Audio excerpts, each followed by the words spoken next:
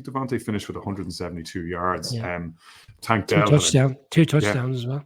Yeah. Tank Dell had a great weekend last weekend for the Texans, so you'd fancy the Stroud Dell connection to come up trumps for them again, playing at home. I struggle to think that the Texans can hold them at home like you. I think the Texans have been a lot spicier than we expected them to be. D'Amico Ryans has done a really good job there. Stroud has been, like, if you looked at Stroud against Lawrence last week and you'd come down from Mars and somebody said to you, one of these guys is a rookie, the other guy is a generational talent who's been in the league 3 years, you would have said Stroud was the guy who'd been in the league 3 years and was coming on leaps and bounds. I mean, he has really looked the part. I think this is going to be a tight one. I think it's going to be a relatively low-scoring affair too. But I'd have the Steelers just about getting home, provided Pickett plays at the level he played last week, and that we don't see what we saw over the first 2 weeks of the season. Yeah. We are on to part 3 of our preview of the Week 4 games on the Irish NFL Show. Just a reminder for all our podcast listeners to please check out all of the other 3 slates of games wherever you get your podcasts. And if you like what you hear, can I please ask that you take a brief second to review or rate the show on the platform, as it really helps boost our visibility on those podcast platforms and helps others to find us so we can further expand the vibrant Irish NFL Show community. Brian, we're on to Bucs at Saints, an NFC South clash. The Saints last week obviously suffering that tough injury to Derek Carr. It's a sprained joint in his shoulder, which is not good and not something that quarterbacks find easy to shake off over the course of the season. Really impacted them against the Packers, taking nothing away from Jordan Love, who led the Packers to 18 unanswered points in the fourth quarter last week. Bucs, on the other hand, had the Baker Mayfield honeymoon experience for the first 2 weeks of the season, and back to Baker Mayfield service as normal last week. Can he get his mojo back? Is he feeling dangerous for this one, do you think, or is it Saints? Baker Mayfield has surprised me. I've always been very critical of him. I know people say with the first 2 games he played really well and caught the Vikings on the hop week 2 against the Bears. I thought he played reasonably well last Monday, despite all the inconsistency of the offense. I mean, there's some great throws and great catches by Mike Evans. Probably got him out of a few holes, and I know there was a turnovers for the first time this season. By and large, and it is the Eagles. He's not going to be playing the Eagles every week, to be fair. No, exactly. So, again, I'd say you're going in against a defense here that, they'll be ruined the last night. We said it on Tuesday. They'll be questioning how do we find a way to give away this game, because even the fourth quarter numbers, like the Packers only held the ball for 6 minutes of the fourth quarter, just those 3 particular drives, and there was some really substantial throws and yardage within those drives that eroded the field quickly enough for them to be in position to score. Alvin Kamara's coming back this week. He'll be fresh. He's been obviously suspended for off the field stuff in Vegas from last year. They need him back, because the run game, Williams has gone on IR. He was the big pickup from the Lions, and we saw Jones in week 2 score 2 touchdowns, but again, it's a rookie. You had Miller, the rookie last week, second year. They're really relying on. They've always been reliant on Alvin Kamara. They need him to get back to allow James Winston to have a comfortable game.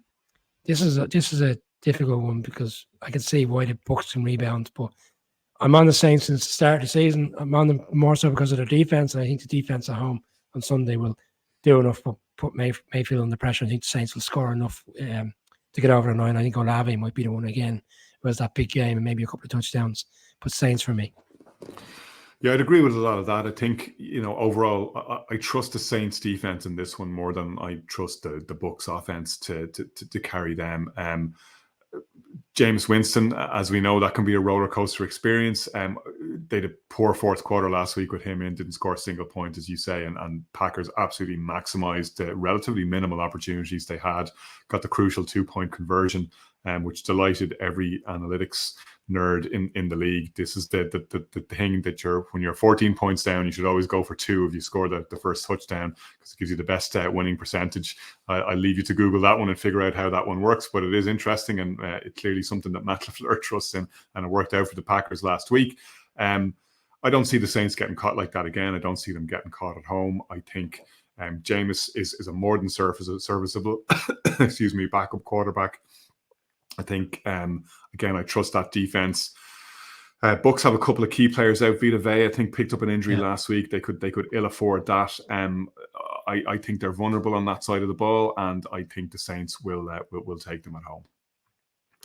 Like Commanders, Eagles is our next game. Eagles, of course, who took care of business against the Bucs last week. And the Eagles, for me, Brian, we talked about them at 2-0, saying relative to expectation and relative to the talent that they have, they're arguably at that point were the most underwhelming of the 2-0 teams, purely relative to expectation. I hasten to add, not like they'd looked particularly vulnerable, but you could have seen at the same time easily that they might have dropped that game against the Vikings. I thought they looked much more back to the Eagles that we expected last week, and I got to say, there's something comforting about the way that they've settled into the season, and that you get that bit of a Super Bowl hangover, and that can really take it out of teams. We talk about how it's so hard for teams to come back from losing a Super Bowl to try and win one the next year. It's something that's been done very, very rarely in the recent history of the NFL. Patriots, I think, were the last team to do it, and you have to go back another sort of 20, 30 years since the previous team did it. I think it was the Dolphins prior to that. But the Eagles have not come in tearing up tree trunks, but they've come in just doing enough. And there's no point being at your best in week 3 or week 4. You need to peak at as the season goes on. Nick Sirianni said that in his post-game press conference last week. We need to be at our best at the end of the season, not at the start of the season or at this early stage. And I think they've just about done enough, which is what you'd expect of a veteran team that knows how to climb the mountain and knows when they need to take rests and knows how they need to navigate these games. Game against the Commanders, long and the short of it is, particularly when you saw what the Bills defense did to the Commanders last week, it's abandon hope, all ye Sam Howells who enter here. For me, I think the Eagles will win this by at least 2 scores. Yeah, Sam had 4 turnovers last week. I know it's not entirely relevant in a way because every game is different in the NFL, but it was his first real true test against the defense. And obviously we just touched on how strong the Bills defense is. But this is a strong Eagles defense. Let's be fair. This is what's helped them as well in the course of the season so far. Like last week, only giving up 11 points. I know the Vikings put up quite a few points on them as well. So we could argue that, but they did enough against the Patriots to hold the Patriots down when there was an opportunity for the Patriots to get that one over the line.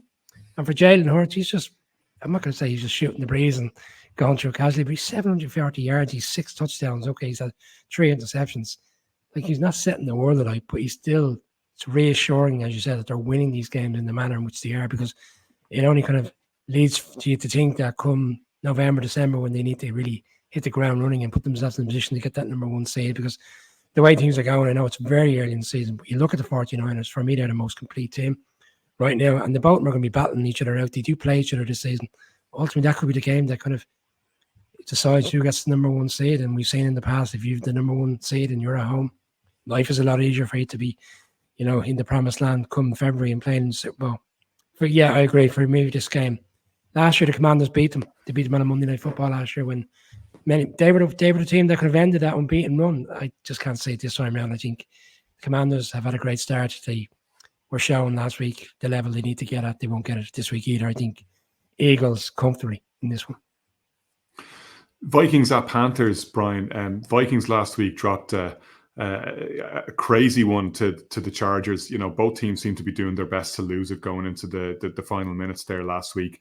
We learned that the play where the Vikings didn't clock the ball when everybody was screaming at the television for them to do that ended up being as a result of some sort of miscommunication or misfire in the headset in Kirk Cousins' helmet. He couldn't hear Kevin O'Connell, so he decided to run his own play, and that one's all on Cousins. Still doesn't explain why he doesn't spike the ball, a veteran quarterback in a situation like that. I don't know what's going on there. Looks like it might be Andy Dalton again for the Panthers. Not so sure, again, at time of recording, whether Bryce Young is going to be ready to go for that one. Do you think that makes a difference if he does manage to get in? Dalton's always great for 1 or 2 games, isn't he? We've seen it in the past. He finds a way, he comes in. The Bears had him, obviously. You saw last year, he played a number of games for the Saints. Played in London. I was quite impressed with his performance in London. They lost out in the end to a close game, but he always seems to play well for a number of games, and then gradually over the course of time, he kind of rolls back to the inconsistencies. Then I remember the Saints went on the road on a Thursday night, and he threw 2 picks for touchdowns to the Cards last year in a high scoring affair. He did well last weekend in Seattle, despite the loss. I'm going to go Vikings. I think Vikings have to have a clean game at some stage. They've had 9 turnovers so far. Essentially, they're losing games because they can't keep hold of the ball. You touched on it last week, Connor. If they had held on to the the ball in some particular drives against the Eagles, they probably would have came out the right side of that victory. And yet they still only lost by six points. Like, they should have won last week. They just need to have a clean game. And if they get a clean game and Cousins can connect with JJ, I don't see how the Panthers can live with them, no matter who's their quarterback. But I'd actually suggest that Dalton would actually give them the better chance right now. Bryce Young has struggled so far going into the season, in the opening few games. I know he's out injured at the moment. I think he would give them their best chance. But I think Vikings get over the line this weekend and get their first victory. Yeah, the Vikings, as you say, they're maddening at the best of times. And despite the fact that they were due a little bit of result karma after winning 11 one-score games last season, nobody's ever done that before. Going to the playoffs with a negative points differential is just, a crazy thing to be able to do, in fairness to them. And they've lost 3 one-score games this season. But the way the NFC North has gone, and bearing in mind, of course, that the Lions play the Packers on Thursday night, so some team is going to lose that one. And Vikings are certainly not out of the picture, and 1-3 is not a disaster in the NFC North. So there's a lot at stake for them here, but there's also, a big opportunity to get a win on the board.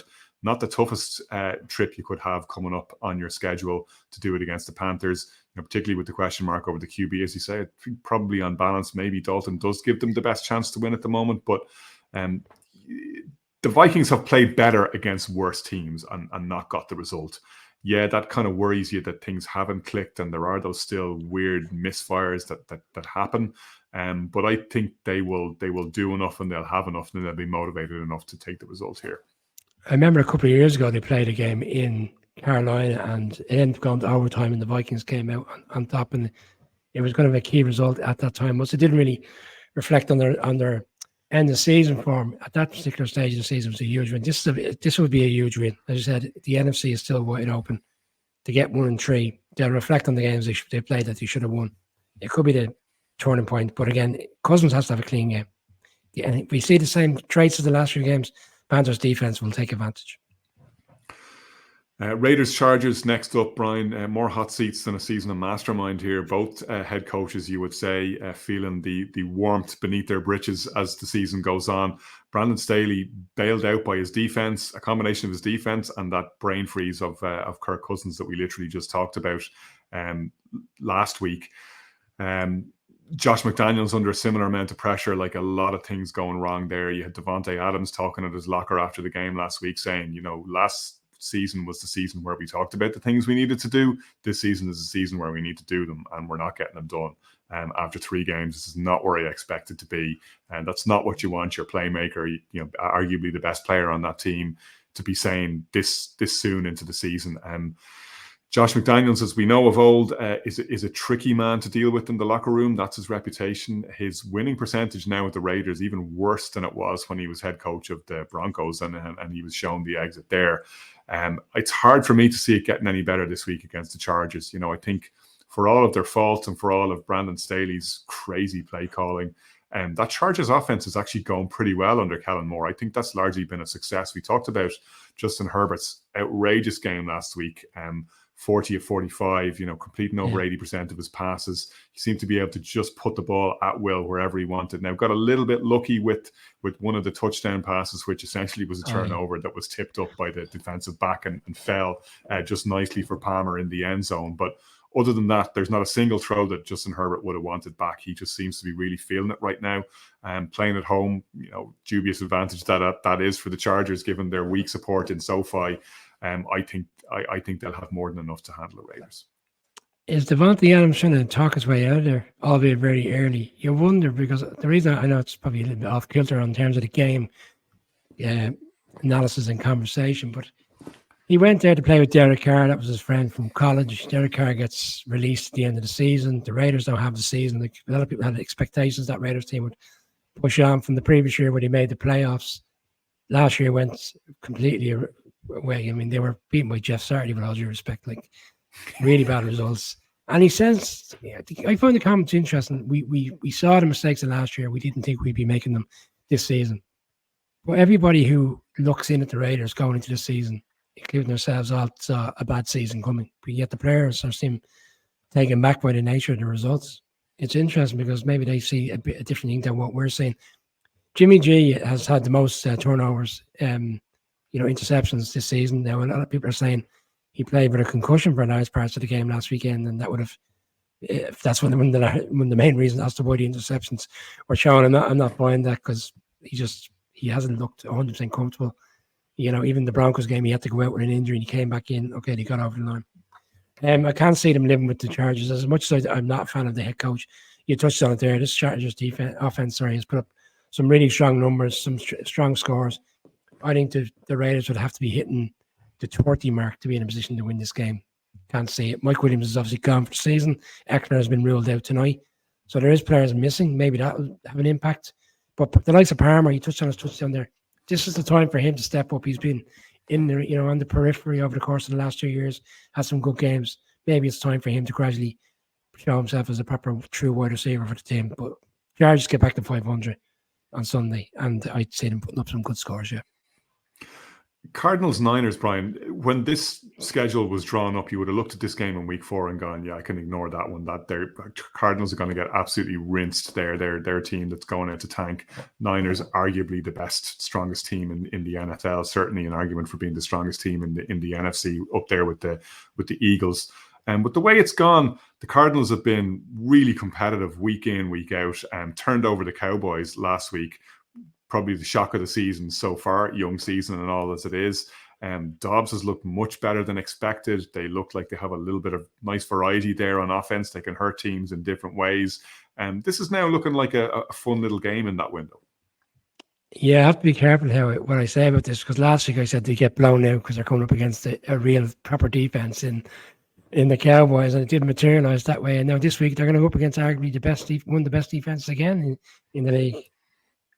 Yeah, it's like I was looking at Purdy's record against them last year, 15-20, 178, 3 touchdowns. Very serviceable game in a victory. That's what you're going to expect from Purdy. That's what I expect on Sunday. I think like the handicap in this game is -14. That's a big handicap to cover for the 49ers, especially if the Cardinals get off to a fast start like they have done in the past 2 games. But it's a little bit more difficult when you're on the road against arguably the best, if not the best team in the NFC. Niners to win. Will it be close? I can see the Cards trying to navigate a way to hang around for as long as possible. It reminds me kind of last Thursday night. I think the Cards will play tough. They'll be in the third quarter. The Niners pull away and we'll come to him by the end of the night. Where the score probably doesn't do a true reflection on how close the game was for large parts. Yeah, I wonder about that 14-point spread. I think that's quite disrespectful to what we've seen from the Cardinals so far this season. Are they 3-0 against the spread? They've covered the spread in all 3 games. Yeah, so I wouldn't bet against them going 4-0 this week there. I think they'll just about cover that. I don't see the Niners losing. I don't see them getting caught in the way the Cowboys. The Cowboys or the Niners are not the Cowboys. I just don't think that's going to happen. I think they're far too professional. I think they're far too good to let anything like that happen. So far, they've been very much as advertised. They're looking pretty healthy. Things are really humming offensively. Christian McCaffrey in particular looks absolutely unstoppable, and that's only one of 4 or 5 ways they can kill you on that side of the ball. Defense has been exactly what we expected it to be. I think, as you say, Cardinals make it interesting for as much of the game as it's possible for them. Niners probably come out with a 9 or 10-point win, but I'm not so sure they're going to cover the spread. I think the trick of that spread at the moment is, I think the Cardinals players obviously are not worrying about spreads like the likes of ourselves, but the trick has been they've got off to such a fast start scoring early that handicap essentially is doubled very quickly. Yeah. You're asking for a team. I think they're plus 34 at halftime over the course of the 3 games. They've been in a better position than pretty much any other team in the NFL after the first half. Yeah, so we'll see. Unless the 49ers can come out early, put a marker down, and keep it going. But no, I'd say the Cards giving them a fair crack on Sunday, but it won't be enough ultimately. We are